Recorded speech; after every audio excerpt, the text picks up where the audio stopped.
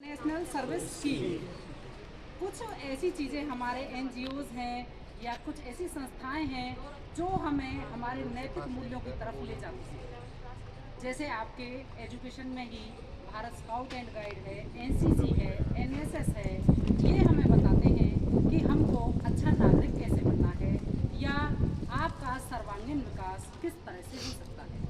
तो इसके लिए बेटा सबसे पहली ज़रूरत है आपको अनुशासित रहने की, क्योंकि अनुशासन ही एक ऐसी चीज़ है कि जिसके बिना आप बेशक कितना भी पढ़ लिख जाएं, कोई भी अचीवमेंट कर लें, लेकिन आप एक अच्छे नागरिक नहीं बन सकते।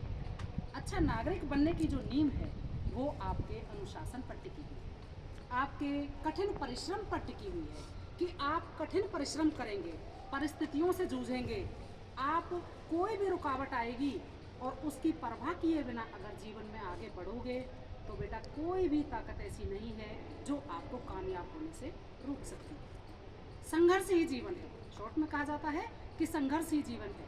कविता में भी आपने पढ़ा होगा कि जो नत हुआ वह मृत हुआ, जो वृंद से झरकर कुसुम। पढ़ा है आपने कभी? संघर्ष ही जीवन है। इसका टाइटल इस कविता का यही था कि संघर्ष ही जीवन है, कि अगर आप संघर्ष नहीं करना जानते तो आप जीवन में कभी भी उम्मीद नहीं कर सकते कि आप एक सफल नागरिक बन सकते हैं। तो आपको अपने जीवन में कठिन परिश्रम करना चाहिए, आपको दूसरों का सहयोग भी करना चाहिए, क्योंकि अपने आप में कोई भी इंसान परिपूर्ण नहीं है। हर इंसान गलतियों का पुतला है, क्योंकि मनुष्य हैं हम, कोई देवता तो नहीं है। और मनुष्य गलती करके ही सीखता है, गलती करके ही आगे बढ़ता है। कि आज आपने अगर कहीं गलती की तो अगले दिन आपको पता लग जाएगा कि मैं यहाँ गलत था, और फिर उस गलती को आप कभी नहीं दोहराएंगे और अपने जीवन में आप आगे भी